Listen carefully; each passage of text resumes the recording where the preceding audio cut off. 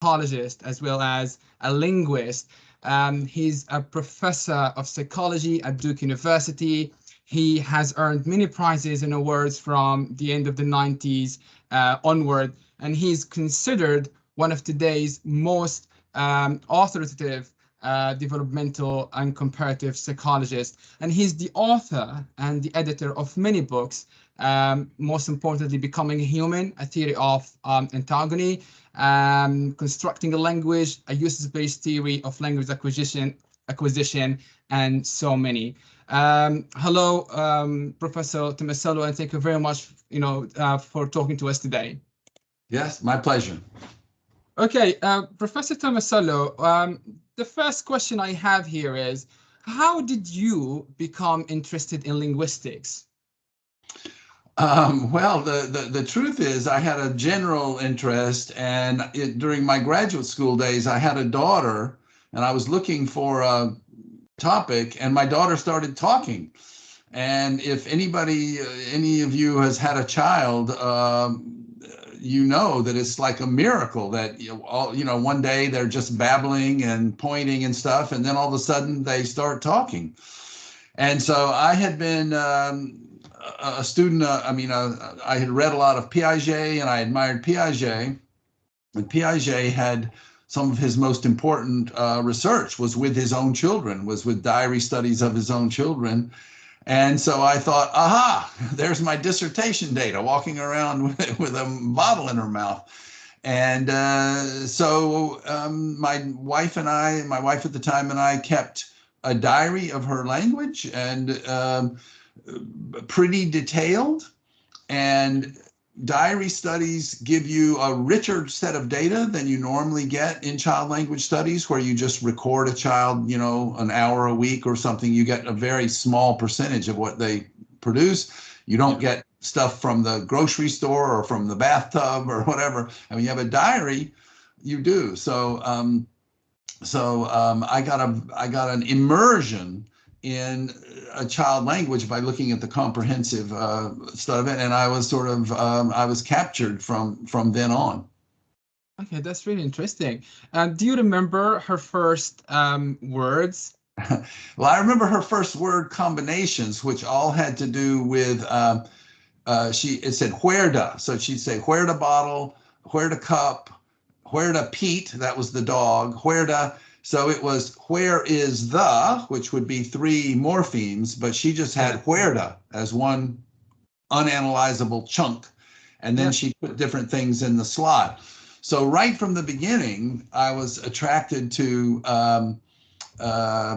especially the people who talked about children's early language as not starting from separate words that she then had rules for putting together. That just did not seem like that was describing what was happening. She had these, you had to start on the level of the utterance and look at what kind of schemas she had for producing utterances. And the huerta bottle, huerta cup, etc., was a schema with two elements, and one of them was fixed and one of them was variable. And that ended up being a kind of insight that I followed through into my verb island hypothesis, which was that this is the way this is the entirety of the organization of her language. There are no abstract rules and things and categories that cut across the board. That it starts out local and from bottom up, and then the child makes generalizations. So so that's her very first word combination sort of set the tone for the whole analysis. Yeah, that's interesting. One of the questions that we received also, it's asked about what is usage-based theory and how is it similar or different to behaviorism? Well, they're different dimensions. I thought you were going to ask how it's different from Chomskyan, formal grammar. Well, that too. Well, it's neither behaviorism nor Chomskyan formal grammar.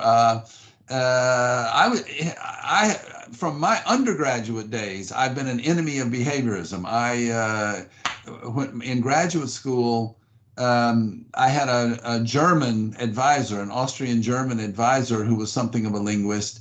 And we read things like Martinet and Jakobson and a lot of European people from the Prague School, and we read a lot of European linguistics.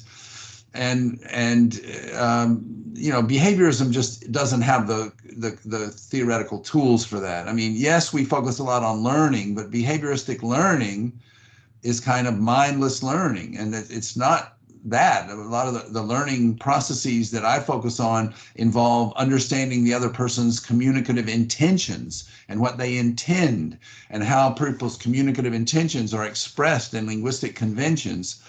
And behaviorism has no tools to deal with that at all. So other than just kind of rejecting it outright, I've never really tried to contrast.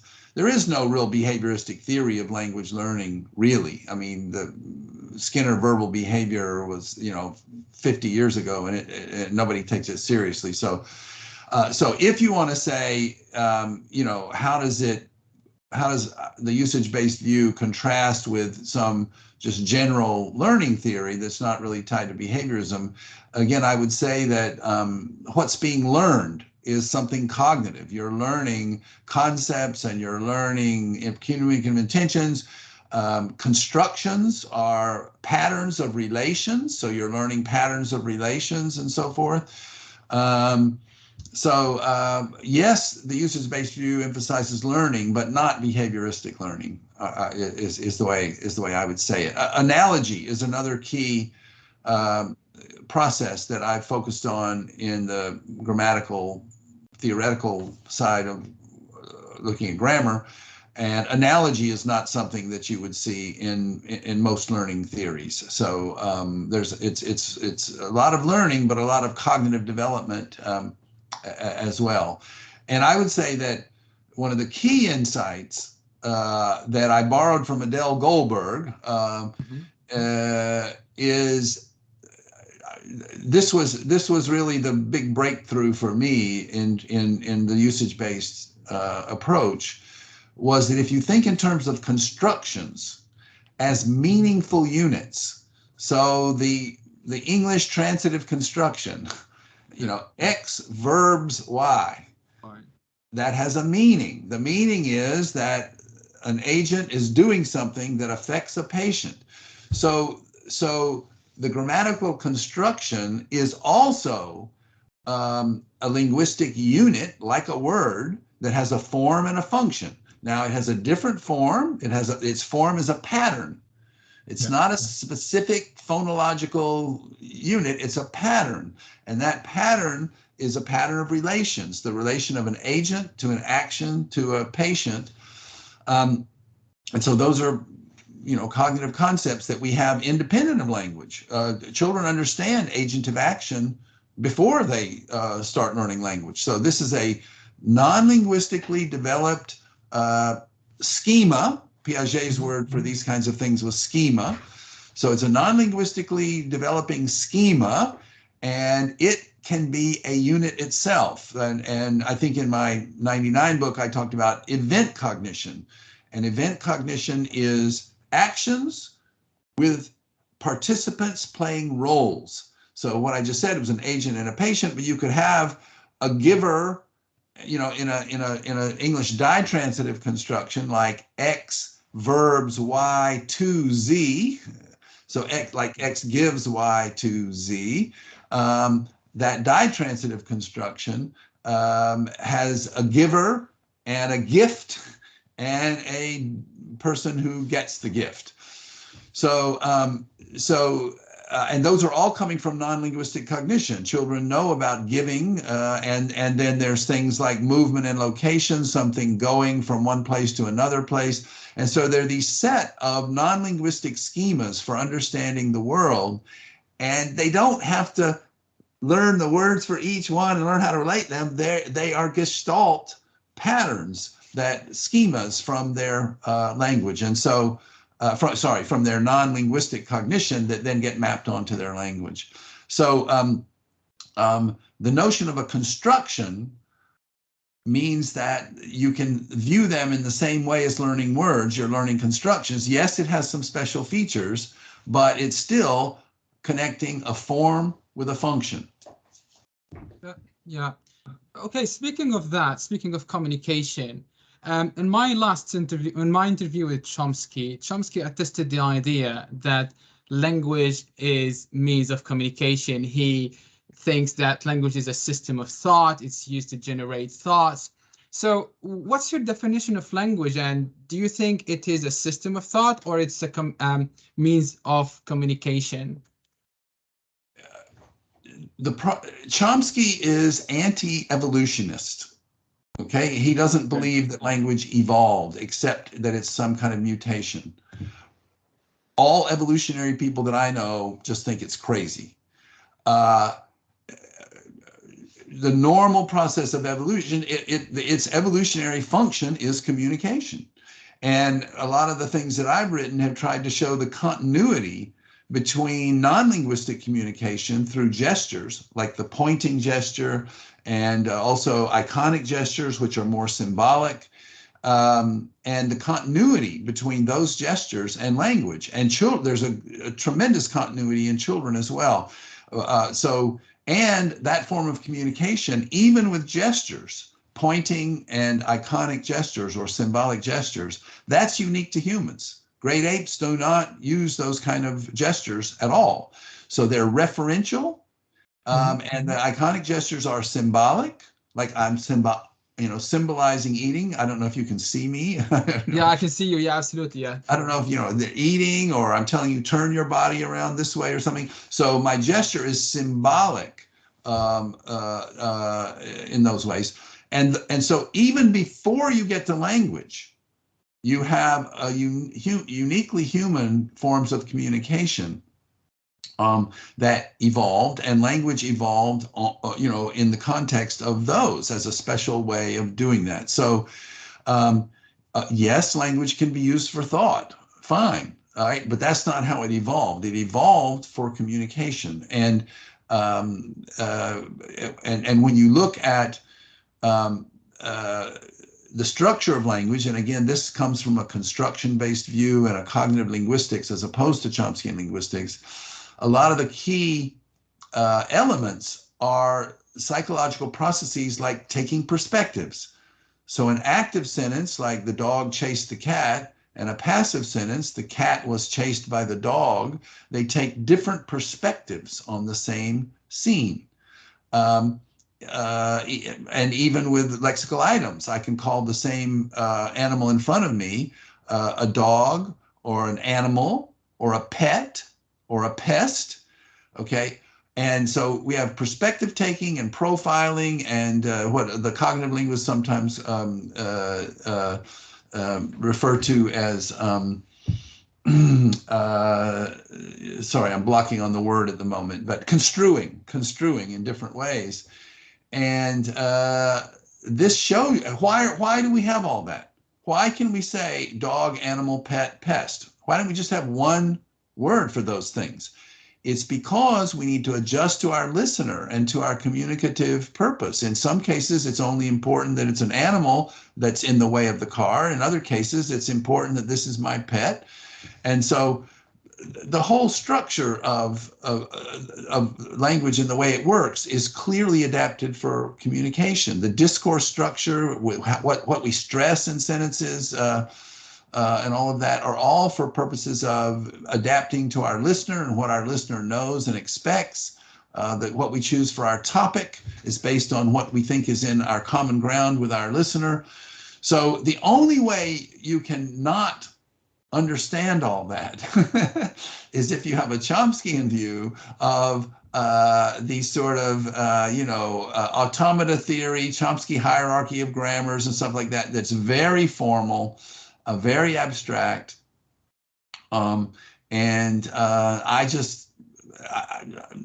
never found that useful. And I've never known anybody who found it useful for actually looking empirically at, let's say, the history of particular languages, or at the acquisition of language by children, or at second language acquisition. The Chomskyans, that sort of highly abstract view is just not useful for empirical application. Whether it has application in something more abstract, I don't know. But the move that he made was to say, here is the most mathematically elegant description and the most abstract description I can make of language. Oh, and by the way, that's the way humans do it. But that, oh, by the way, that's how humans do it, has no empirical justification whatsoever. And there are lots of things in modeling and computational modeling and artificial intelligence that are not the way humans do them. So the best, there are computer programs that play chess better than any human being. I got a new iPad and I came with a new chess playing program, and I can't even beat it on the lowest level. It's really depressing. But they do not play chess like humans do.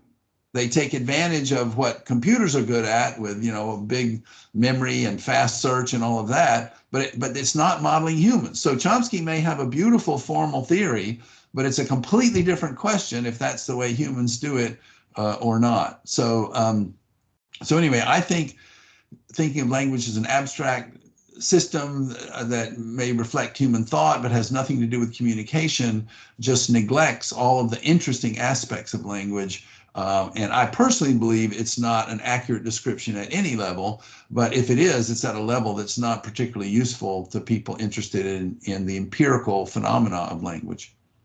Yeah, in similar vein, I've got two questions about that. So how about the fact that deaf children in Nicaragua spontaneously develop their own language? Doesn't that suggest that at least some aspects of language development have a biological basis? Yes, just not Chomskyan grammar. Okay. If you look at what they develop the stuff like young children are developing based on understanding agents and patients and based on understanding different perspectives and learning constructions. And absolutely, I have a review of Steven Pinker's book on the language instinct that's called Language is Not an Instinct. But I say that what I mean is that Chomskyan generative grammar is not biologically evolved. What's evolved is human cognition, understanding agents and patients and locations and possessors and things. That's all part of the evolved human cognition. Human communication, and I mean the kinds of things that go into producing and understanding pointing gestures and symbolic gestures. Those are all things that are biologically evolved. But then the grammars of particular languages, and this is the historical dimension of usage-based views, you can look at the history of languages and watch the grammar developing, and you watch nouns turn into prepositions, and you watch, prepositions turn into case markers on nouns. So you can watch the history of language, you can watch it changing, and this is based on usage. I mean, one of the famous examples, because you can see it in written English, is the go future, which you see in a bunch of other languages. So in English, you can say, I'm gonna go to the store, and it just means I will go to the store, more or less. And you can watch the history of the verb go as the verb of transport of movement. So they have mapped out the history. The king is going to town. The king is going to town in order to purchase some sheep. The king is going in order to purchase some sheep. The king is going to purchase some sheep. So you just watch this happen. And this is the birth of the particular grammars of particular languages, and they are built on general human biological adaptations for cognition and general human biological adaptations for communication. But then particular languages develop their particular constructions and conventions historically through usage. So that's that dimension. So I answered your question, yes, there is a strong biological basis for language, but it is not an abstract formal grammar. That's not the form it comes in. And if I can just add one thing, I've been arguing with Chomskyans for my whole career, And I finally have, some years ago, probably 10 years ago, I developed a strategy that always works. I say, okay, tell me what exactly is in universal grammar. Okay. They hem and haw and say, well, there have to be constraints, and there's the poverty of the stimulus, so you have to have some abstract starting point. And I say, okay, but tell me exactly what. Is subject of a sentence in there? Is the pro-drop parameter in there? And so, a subjacency constraint from the 1970s, minimalism, edge, whatever the current, are they in universal grammar? Well, and different people will tell you different things. So the generative grammar paradigm, as based on universal grammar, there is no agreement in the paradigm about what's in universal grammar. Different people will tell you wildly different things. Different adherents of the theory will tell you different things. So I believe that it's like some of the old scientific constructs from the 19th century, where it's just some kind of overall kludge that explains everything without itself having any real coherence. So I would say if you do talk to other people who are generative grammarians, ask them specifically which linguistic structures are in universal grammar, and some people may come up with an answer, but if you talk to different people, they'll have very different answers. So the paradigm can't even agree on that. So yes, there's a biological basis for language. No, it's not universal grammar. So how about studies that have shown that critical properties of language, such as pronoun interpretation, split intransitivity, and locative alternations, are difficult to perceive and monitor from input? And one of the studies is Pinker 2007. So how about that? I mean, how children constrain overgeneralization? Well, we have we have several papers on this. The constraining overgeneralizations. There are three basic processes. The main ones are entrenchment, which means when you hear it enough, that everything else sounds wrong. So I can give you an example from English. Let me think of the verb. Yes, I haven't been thinking about this stuff in recent years. Oh, right, I got it. So in English, the verb, both verbs that disappear and vanish are intransitive verbs. All right, so something disappears and something vanishes. So now you present to non-native speakers. If you have a bunch of non-native English speakers listening, they can do the experiment as I give the examples. Which sounds worse? He disappeared it or he vanished it? And most non-native speakers will say he vanished it sounds a little better. And that's because they've heard disappear probably 10 times more frequently than they've heard vanish. It's a more frequent word. So then anything deviating from its normal usage sounds worse. So that's called entrenchment. And the other major factor is the major variable is preemption. So if you're a non-native speaker and you hear the verb vanish used in an intransitive, so the toy vanished. And now you're wondering, I wonder if you can use that transitively. I wonder if you can say, I vanished the toy. But then you hear, he made the toy vanish.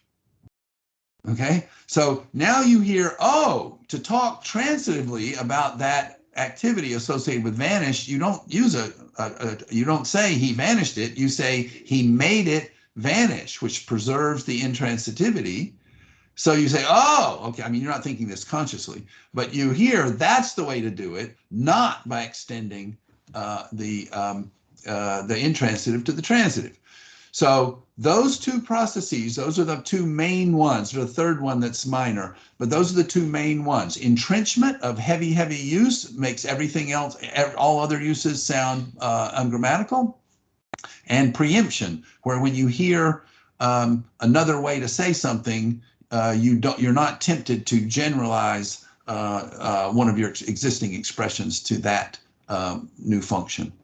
Even though if the input, like examples of such, for example, honorific one or yes or no questions, even though the input is lacking, such cases.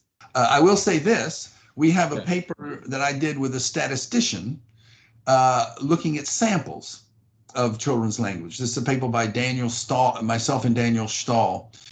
And if you are doing the analysis you're talking about from a sample of children's speech, which everybody does, that's why I was saying the diary is special in some ways, but, and I don't have the graphs in front of me, but if you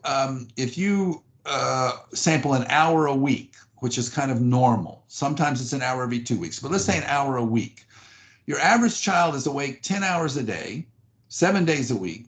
So that's 70 hours a week. They're talking and they're hearing speech to them, and you're getting 1 out of 70. So you're getting about 1.5% of everything of what they say and hear. And if you have something that's fairly rare, so we actually have graphs in that paper. So if, mostly it's about the child's production, but if we switch it over to comprehension, if mom said something 10 times a week, your sample would most likely not catch any of them, or maybe one. Okay, so that's just math. And so structures that are on the rare side in English, you can't rely on these small samples to make big generalizations. We did a specific analysis of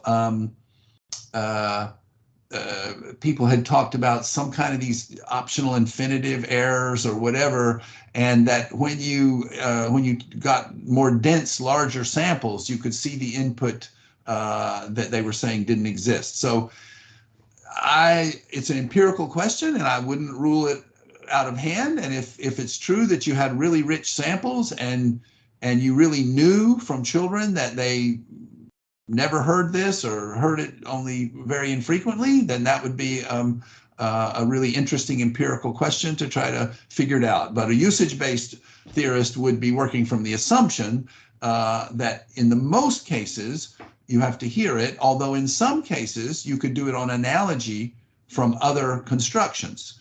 So maybe, maybe some yes/no questions, maybe there could be some analogy from, WH questions or something. I don't know the specifics, but so it's either going to be coming from the input or from analogy from other constructions. Okay, another question I received. Usage-based approaches, as the name suggests, are input dependent or input driven.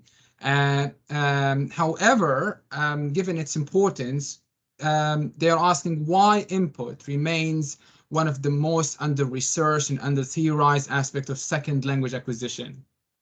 Okay, let me characterize one thing first. One of the things I always say to try to say that usage-based theory should not be caricatured as totally input-driven.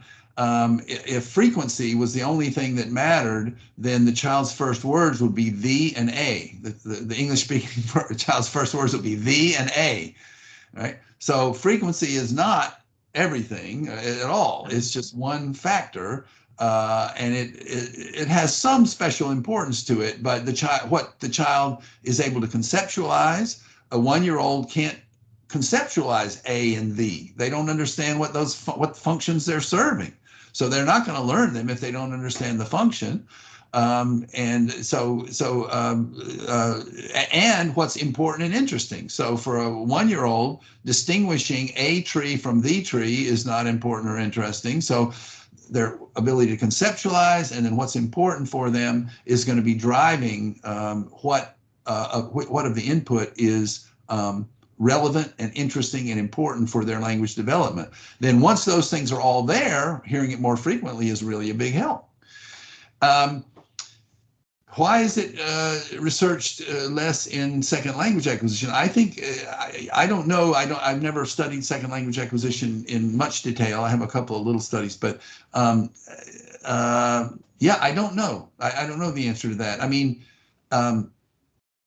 everybody knows, or at least it's common lore, that the best environment is an immersion environment, right? Where you have the most input in the most natural context, and everybody knows, and in the classroom, everybody's trying to create the most natural context they possibly can. But yeah, I don't know. The one studies on second language acquisition I did, we gave different kinds of feedback to children, to these were actually college students, to their productions, and looked to see if that different kind of feedback was helpful or not. Yeah, from an input point of view, I guess part of the, so I don't really have anything useful to say. I'll just say that one thing is that second language acquisition occurs in so many diverse, different contexts, from the classroom to immersion, that whatever you study would have to be sort of specific to those specific contexts. Okay, thank you. The other question that I have here, is it possible to influence the speed of learning by manipulating environmental factors, and how? Well, we know, I mean, one of the big issues in America in language education and education in general is that we have some children from poor families, and maybe they have only one parent, or maybe they have two parents, but since they're poor, they're both working all the time, and the child is on his own a lot, or maybe with a sibling or something. And you can measure the input to them, just sampling, and they're getting a lot less input than children in families with resources. And their language, you can measure their language deficit easily. I mean, it's a huge difference in vocabulary and in fluency and reading and all that sort of thing. So at large levels, it definitely is. It's a big factor, and you can measure it. It might be some people, they'll take a middle class sample, a middle class American sample or a middle class British sample, and they don't see a lot of individual differences, and they don't see a correlation of input with the child's language. But you're working in a very narrow range there. All these middle class families, the kids are getting lots of really good language. So it may be that once you're getting a lot of good language, a little bit of difference of input here and there doesn't matter. But the difference of input, when it's large, it can produce large differences. One of the questions also, what is the difference between language acquisition and language development? Yeah, I think it's very funny that that you say that, because the English words development and acquisition.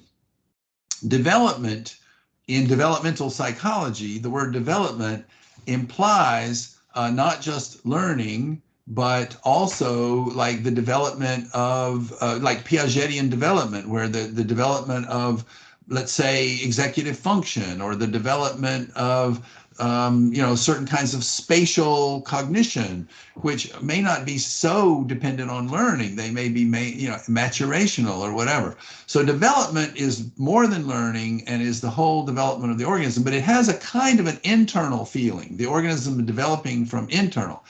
Acquisition means something is external, and we use the word acquire. I acquired a new a new bicycle. It's something outside of me that I acquired.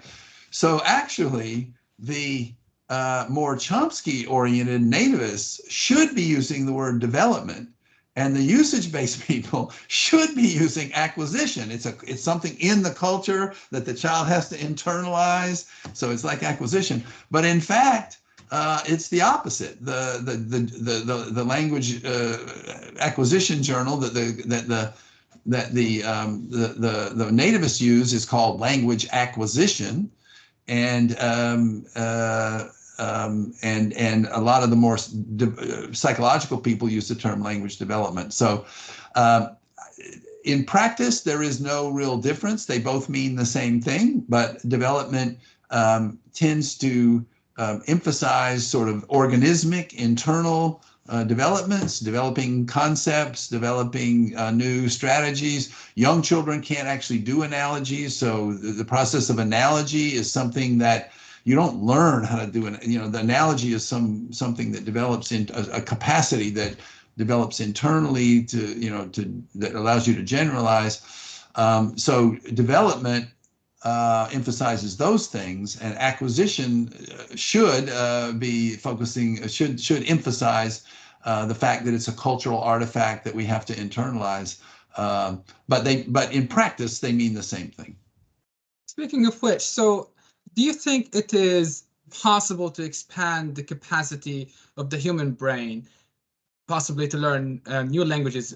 For example, we can see in recent years attempts to install microchips in apes and monkeys' brains. So do you think, though unsuccessful, but do you think scientists might be able in the future to expand the capacity of the human brain? Yeah, that's beyond my area of expertise. I don't know.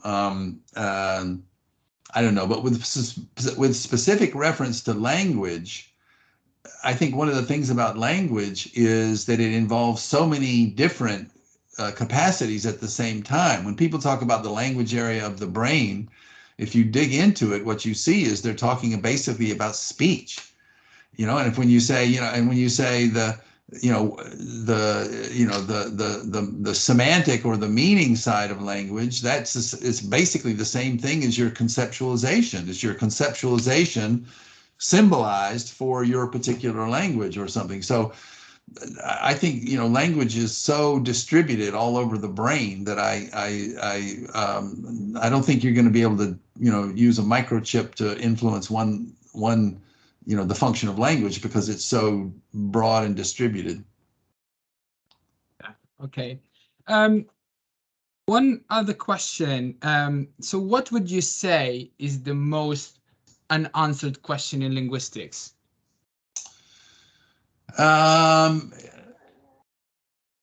Yeah, I mean, I guess I would say that the historical development, which we don't have access to, and so I don't know if it means it's unanswerable and not just unanswered, but I find just so fascinating, studies of the history of grammaticalization over historical time, how these grammatical constructions come into being. And all we really have is written records. And we know that written language is very different from spoken language in many important ways. And not only that, but most languages only have written versions in just the last few hundred years. So I would really like to see where grammar came from. I think somewhere I have a paper called Where Grammar Comes From or something, and just try to point to a couple of these instances of grammaticalization that we can see and say, so I assume that when human beings first started doing something we want to call language, tens of thousands, maybe 100,000 years ago or something, I would bet they weren't using relative clauses. I would bet they weren't using cleft constructions. Right? So they're starting out with more of a pigeon type, so that's one place we see it, as you mentioned the Nicaraguan Sign Language, of pigeons and Creoles and things like that. It's not the same because all of those people are already native speakers of a language. The Nicaraguan Sign Language, they don't have a full language, but they have their home signs that they had before they came together.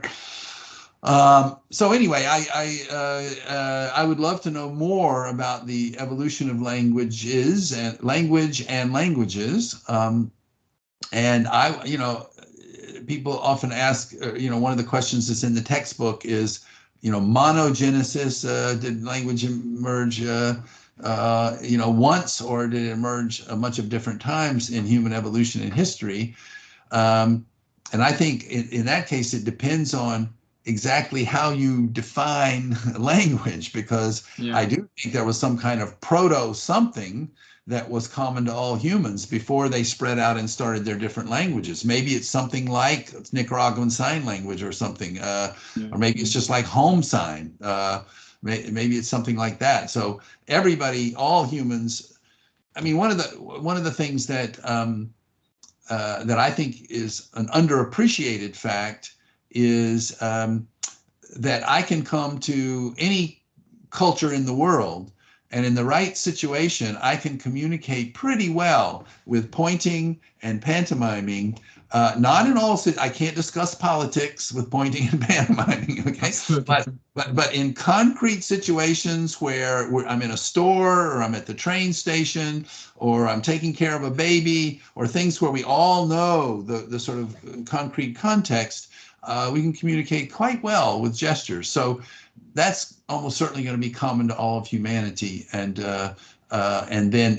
then at some later point, you're going to get the grammaticalization of the different constructions. I think it's underappreciated by generative grammarians, by Chomskyans, the diversity of ergative languages, and there are some languages that have very little of what you'd really want to call syntactic structures. There's very little actual grammatical marking. So I think the diversity is not fully appreciated by the more formal linguists. I think gestural communication and that kind of stuff is not appreciated enough. So and I think the structure of pidgins and creoles and stuff. So those are the ways that we can study things that are relevant to thinking of the deep evolution and history of language, is gestural communication and the spontaneous emergence of gestural sign languages and pidgins and creoles, and language acquisition, although language acquisition is different because they have a model and they have input. So, yeah. So these cases where there is no model or input are the interesting ones for thinking about language evolution and history. So I would say that, and if and if you say, well, language history and evolution, we can't, there's really nothing to study, then I would say these other phenomena which are relevant to it. Absolutely. We've got questions in the chat. One of the questions, which technologies do you believe are having the most profound effect on how we communicate today?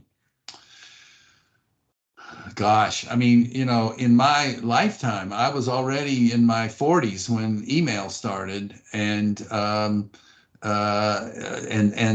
sort of changed everything in terms of professional communication and whatnot. And then, I personally don't do social media. I don't like it, but what we're doing right now, look, this kind of thing is. So I just think the direct communications, the Skype, the Teams, the Zoom, email, all of those things, they mean you can communicate with. Time and space are no longer a problem.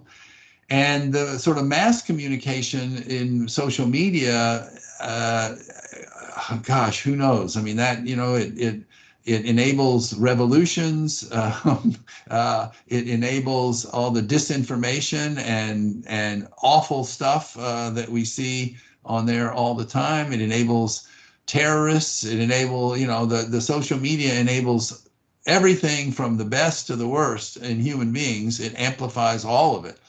So, and so, I mean, one thing that I do. I'm not an expert in this at all, but it does seem to me that even on email, but especially on social media, people will say things that they would never say to your face.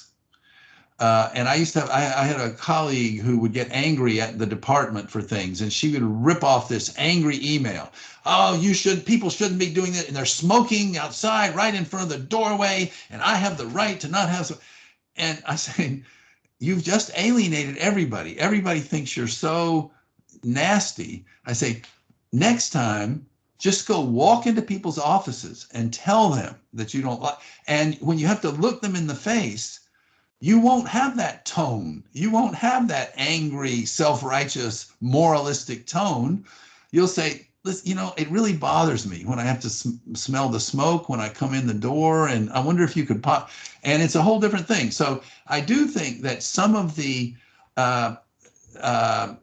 some of the features of face-to-face communication that keep us more cooperative and more civil and more respectful of one another, those guardrails are gone, or at least diminished or gone in some of the social media, and including broadly spoken to include email and stuff. And so, yes, you can do after the fact content control the way that Facebook and some of them are doing now, but that's after the fact and it's ad hoc and stuff. So I don't know if there's some way to for example, this face-to-face that we're having now, I would not, I think people might say things on a Facebook post that they would never say face-to-face with other people, even if it's virtual. So if we do, I think research on that would be very interesting and important. And if somehow they were structured so that you had to say things to people's faces and you couldn't say it anonymously and stuff. So basically trying to mimic real world communication. In real world communication, I can't spew out stuff to everybody and nobody knows who I am. All right, that's not the way it works. So maybe we have to tailor these things at some point where you always have to take responsibility for what you say, and you always have to, in some virtual way or another, you have to be visible to other people, and they have to be visible to you when you say it. I think that would help. And that may not be either technologically or sociologically feasible, but I think that something like that is a direction that we need to aim for. Just the basic principle being to make it more like real face-to-face communication. Thank you. Another question from Wang. So he's saying that he's conducting corpus-based instructional SLA empirical research, and his question is, if you have any thoughts or suggestions on how to adopt usage-based theory as a theoretical framework to guide his research. Well, I'm not a computationalist, but I'm a co-author on a couple of computational papers where somebody else did the real work that are on using those kind of things to extract structure from child language input. A paper with Colin Barnard and a paper with Franklin Chang. Those are the two main ones that I have. And so I think you have to have some kind of cognitive concepts and structures. You can't just be looking at collocational patterns. So just collocational patterns with no parsing of the actual conceptual content is not going to get you there. And I don't know the Wang stuff well enough. I knew that stuff 15 years ago, but I haven't been following it. I've really not been doing grammatical stuff for quite a while. And part of it is because I despaired that the field was still going Chomskyan, even though it should have been obvious that it shouldn't have gone that way. So, okay, I lost, fine, good enough. But anyway, so I don't know the latest Chang work well enough, to be honest. I mean, the latest Wang work well enough to comment in particular, but I do think that it can't just be collocational, and of course that's what a lot of computational things do because it's easy. You can get huge amounts of data, and if you have to do some kind of a semantic parsing or something before you can run it through your machine, then you're not going to have 1/100th of the data. So I understand it, and you can learn a lot of things from collocational things, but we need to get to the cognitive stuff underneath to have what would be compatible with a usage-based view. Thank you. Another question. So based on the usage-based approach, is language learning a conscious or unconscious process? Yeah, I mean, I don't use conscious as a variable in most of what I do, but I would say that taking the question in the spirit that it's asked, I would say mostly unconscious. It's mostly incidental. Word learning, a lot of our word learning experiments with young children, when we sort of tried to teach them a word and then ask them, what is this? a lot of them were kind of not shy and whatever. But then we said, oh, okay, let's put away the toys. Let's put this over here. Okay, and let's put the toma over here. It's where the word toma is a made-up word. So we didn't try to teach it to them. We just used it in our natural interactions. And then later we say, oh, okay, let's put away the toys here. You know, give me the duck, give me the toma. So again, it was incidental, not asking them what's the name of this. So a lot of incidental sort of, I think most of it is incidental. The adults are using the language to do things in the world. I mean, that's what the usage-based view is all about. You're using words like tools to communicate, and the acquisition is you're learning to use the pieces of language the way you're learning to use tools for specific communicative functions, and most of that is going to be incidental and is not going to be conscious. And you know, in a language learning classroom, second language, you do a lot of conscious stuff, and a lot of that is helpful and important, but I think to the degree that it does have that, it's less like first language acquisition. But I know that, I mean, one of the, you know, people who talk about critical periods for language acquisition, you know, an interesting fact is that if you look at, if you were to take a classroom of 6-year-olds, first grade or 6-year-olds learning a foreign language, a second language, and a classroom of college students, the 6-year-old class goes at about 1/10 the pace of the college class. Okay, so when you're in that conscious learning mode, adults are much better than children. Okay, and you could never teach language to 6-year-olds, a second language to 6-year-olds with a college curriculum. So, so the natural way that the kids are learning it is incidental and unconscious, but you can learn a lot in the conscious mode as well. But I think probably everybody agrees that you want to combine that with some kind of immersion where you're just learning by doing. Okay. Another question here from coming from the form. What do you think about the difference or not between biology and culture? Is there a profound difference between biology and culture? My view, for some years, I borrowed the term from Boyd and Richardson, but it's called the dual. Gosh, I'm sorry, I'm having word finding problems. Dual inheritance. So if I'm a child, if I'm a 2-year-old, one of the things that evolutionary biologists say sometimes is the organism inherits their environment as much as they inherit their genes. Right now, it's inherent in a different sense of the word inherit, but a fish inherits water. A fish is born into water. He, in a sense, inherits it the same way he inherits the genes that develop his body. So I would say that language acquisition is the perfect case of dual inheritance because I inherited the English language. I was born into it, right? And I didn't construct it and I don't know anything about it. I'm just born into it. It was already there when I got here, right? And I have my biology, which enables me to do all kinds of things, to develop cognitively, to learn communicative things, and to acquire a language. But the language is not my doing. It was already there. So I think that, and one of the things about the dual inheritance view is that we, from the last 100,000 years of human evolution or so, humans have evolved to be cultural learners. So if you take an example like ant hills or beehives, okay, over the generations, ants and bees evolved biologically to operate within the anthill that previous generations built.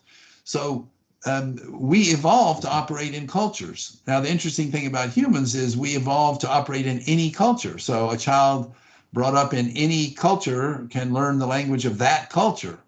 So we evolved to learn cultural things and not specific things. And Boyd and Richardson use examples like, you know, shame and embarrassment and guilt and things like that as emotions that evolved for a cultural way of life, of, you know, respecting cultural structures and whatnot. So I believe there has been co-evolution is a term that goes along with dual inheritance. Humans have evolved to grow up in a culture and to acquire all kinds of things in the culture, the cultural conventions and norms. And one set of the conventions and norms have to do with how we communicate. And in the language, they're not like an unordered collection of tools or collection of cultural structures. One of the interesting things about language is it has this structure, and the structure, however, is coming from our general cognitive understanding of agents and patients and so forth. Is the way I would think about it. But biology and culture go together. They co-evolve. Humans evolved. They co-evolved along with culture, and anything that was in a culture. This is an example, a point made by a number of people who've talked about the evolution of language. If there was something in a culture or in a language that kids were not capable of learning, it would go away in one generation. So culture can only have things that people can learn, or they're not going to stay around. And the opposite is, kids have to be able to learn it, or they're not going to become members of the culture. And we have children, like children with autism, and maybe some children with specific language impairment of a serious sort, where they have some biological deficit that makes it difficult for them to acquire cultural things, including language. Okay, that's interesting. Let's move on to morality. We have a few questions about morality, but the first question, is the human brain pre-wired with the seeds of morality? Yes. Okay, so what we have, I think this is a perfect example of coevolution, that humans have evolved. I have a whole set of things on the evolution of humans and morality and whatnot. Is we've evolved to cooperate in some ways that other primates and animals have not. We cooperate and collaborate in richer, deeper ways, and so we have evolved skills, motivations, emotions for doing that. So we have a sense of fairness. Yes, you learn some things from your parents about fairness, but we have studies showing that very young children have notions of fairness that very unlikely they were taught those specific notions of fairness. And you have very young children helping, being sympathetic and compassionate towards somebody needing help and helping them. We have emotions like resentment. So let's say you and I work all afternoon together and we're gathering stuff together and, we're working together. And in the end, I take it all. You're not just angry, you resent that I didn't respect you, that I didn't treat you with respect, and that and so we have emotions, we have motivations, we have cognition that are evolved for interacting cooperatively with others. And some subset of those cooperative things we call moral. Different people define morality differently, but we have a sense of obligation to other people, a sense of responsibility to other people. We respect other people, and those kind of things. I believe there is a biological basis for them, and they develop in young children from. I have said in some of my things the normative turn at age 3. So I think a lot of before age 3 doing some things, but after age 3 really coming out these the more sort of obligation, fairness side of things. But how, as cultural being, how we come to the agreement that there are certain injunctive norms and there are certain descriptive norms? And you talked about the sense of obligation, but with a sense of obligation, with a sense of accountability. So how is that related to your view? Okay, so in my view, and this is spelled out in the book on the natural history of human morality, there are some things that humans come by naturally through cooperating with others: a sense of fairness, a sense of sympathy for people having trouble, a responsibility when others are counting on you. You're collaborating, and if you don't do your role, if you don't do your part, they're going to fail, and then maybe they'll go hungry or something, right? And those develop before social norms, before cultural norms. That's, I call them a natural morality. It's a morality deriving from social interactions. And then cultural norms kind of lay on top of those, is my view. And some of those cultural norms cover the morality things, and some of them are just, you know, in this culture, we take off our shoes when we enter a house. So when I lived in Germany, in America, most Americans don't take off their shoes when they enter a house. When I get to Germany, that's a strong social norm. It's not a moral norm. It's just, this is how we do it. Convention. Yes, it's a convention. Now, you can moralize conventions. You can always, and that's what people do. So you can say, well, you know, this guy came in, he didn't take off his shoes, he tracked, you know, dirt all over my house. That was not very respectful. So you can make it moral. I remember with smoking, you know, at one time, you know, people started having a social norm against smoking in public places, and it got moralized very quickly. You know, you're smoke in my face, and it's not healthy. And so you can moralize it by talking about moral consequences, but you know, whether you eat with chopsticks or whether you eat with a fork or whether you eat with your fingers is a social convention that it's hard to moralize. But of course, one of the things that religions do, Rick Schwader, who has studied a lot of Hindu practices in India, pointed out that in that culture, you need to place your bed in the house in a certain direction. And of course, you can say that's just a convention, but it's got a religious angle to it. And God will be unhappy with the whole community if you don't put your bed in the right orientation. So you are putting at risk your fellow community members if you don't follow this norm. So the line between what's just conventional and what's moral is not clear. I give you my favorite example. I've used this one before. I don't think in print, but when I was about 19 or 20 years old, this is back in kind of hippie days, and this is there was a wedding, and I walk out of my bedroom ready to go to the wedding, and I'm wearing jeans, and my mother says you can't wear jeans to a wedding. Now today it might be a little more acceptable because you have $100 fashion jeans and stuff, but back then, no, jeans were work pants and whatever. You can't wear jeans to a wedding.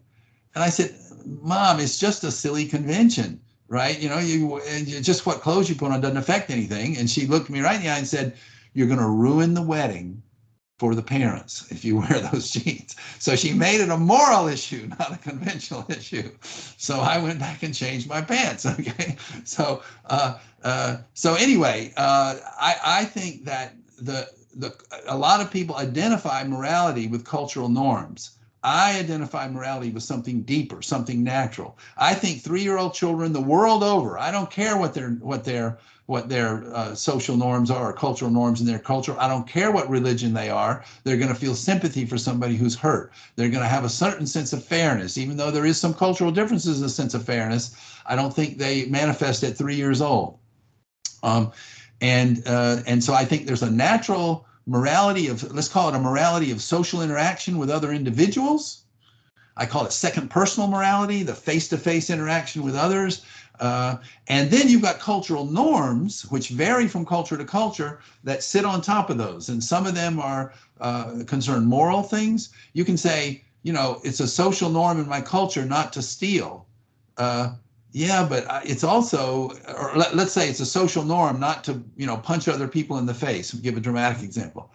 Well, maybe it's a cultural norm, but it's also part of my natural morality that I am averse to just hitting somebody in the face. That's terrible. I wouldn't want to do that, regardless of what any cultural norms or any religious norms. So I think we have a natural, interpersonal, second personal, face-to-face morality that then is enhanced with a cultural overlay of norms. And you can see at some fairly deep level, there's an analogy to language.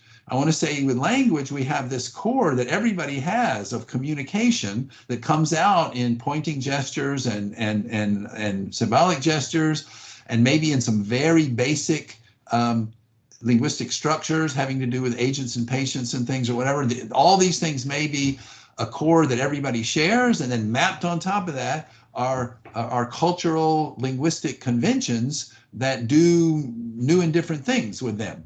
So this is, again, the coevolution. We have a biologically evolved core of capacities in both cases, both morality and language, and then we have cultural conventions and norms sitting on top.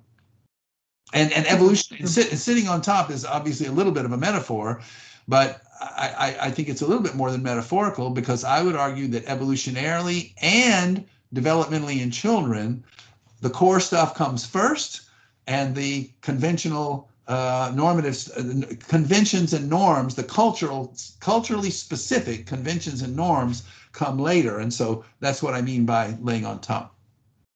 Okay.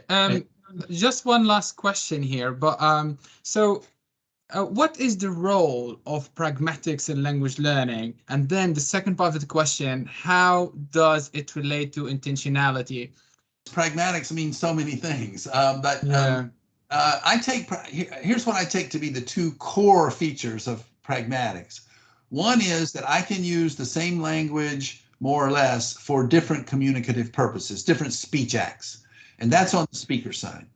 But I can also say the exact same thing differently, depending on, I'm making adjustments for my listener, depending on what's in our common ground and what's not.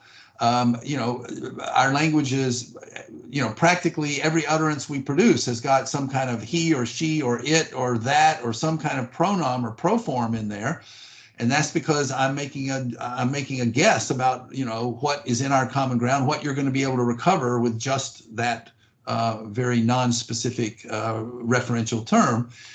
And so the other side to pragmatics is you have the same semantic communicative intention from a semantic point of view, but you're expressing it differently. The dog chased the cat was chased by the dog, he chased her. So it's adjusted for my listener. And then, politeness is again a more cultural thing laid on top of that or whatever. So the basics is speech acts that for my own different purposes and adjustments for the listener. And I just think that's I have been I think characterized somewhere as having a pragmatics first approach to the evolution of language and the to make it clearer, rather than saying the acquisition of language, I would say the development of communicative competence, because pointing is all pragmatics. When I point to something, basically all pointing is I basically am communicating, look over there and you'll know what I mean, right? So I go like that, it means nothing. But in the right context, has a very rich meaning. And so it's all pragmatics. It's mind reading or pragmatics. So and of course, to acquire a language, you have to understand what are the speech acts the person is performing, and you have to know why they're saying it the way they're saying it as they're adjusting for you. I have a really fun, interesting example where I've never seen any research on it. I don't even know how you would do research, but I just think it shows you the interesting role of perspective taking in pragmatics, where so I refer to my wife as Rita. When my daughter was young, my daughter referred to as mom, right? When I talk to my daughter, I say mom is doing something. I don't say Rita, right? I say mom is doing something. Yeah. So and she at one point, usually kids will say mom also, but at one point she says to me, "Oh, Rita left," which sounds very funny coming from a little 2-year-old child calling her mother by her first name. But she was doing to me what I was doing to her. So I was adopting her term. And so she flipped around and adopted my term. So deictic pronouns have something of that to them, the I and you. They have to learn not a specific referent, but and so yeah, so I think that even to use pronouns appropriately and to use referential terms in pragmatically appropriate ways, that's at the core of language acquisition as far as I'm concerned. Yeah, and also like the idea of linguistic cooperation is a major theme in Grice's work. So it goes in the same veins. But about intentionality, I think it's a slippery area because we can never know what's going on in someone's mind. But we have some contextual, cues. But again, it's very difficult. We can only assume, if you agree with me. There's the philosophical problem of other minds, is at some level insoluble probably, but at the same time, in your everyday communication with other people, you do it all the time to a certain level of success. So, how many pronouns a day do you misunderstand? I would guess you probably understand, you may have misunderstood it and you didn't know you did. But if I had to guess, I would guess that you probably hear several thousand pronouns a day, and you probably interpret them the way they were intended 99.8% of the time. So, yeah. So do it. We don't know how we do it, but we do it.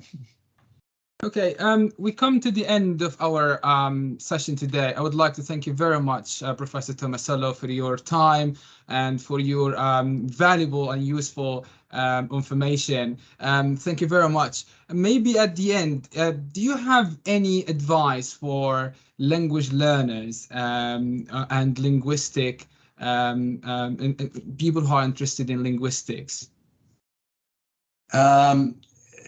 I really just to say not to be somehow intimidated by linguistic formalisms, because I think if you take a usage-based view and you look at the cognitive linguistics and the functional linguistics and constructions and stuff like that, you can interpret all of it in psychologically meaningful terms without these opaque kinds of formalisms, and just to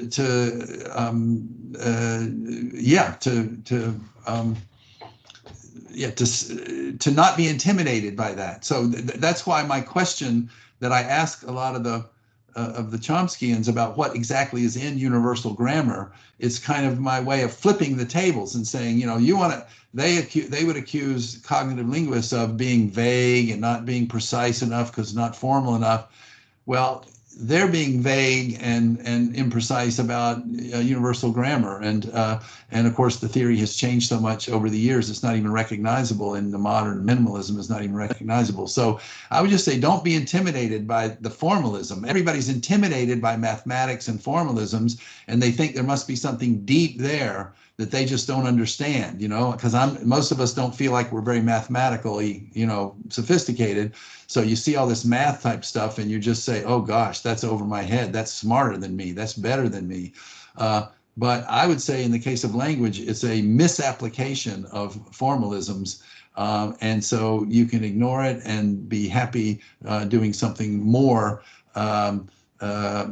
grounded in everyday concepts of human cognition and communication and social interaction.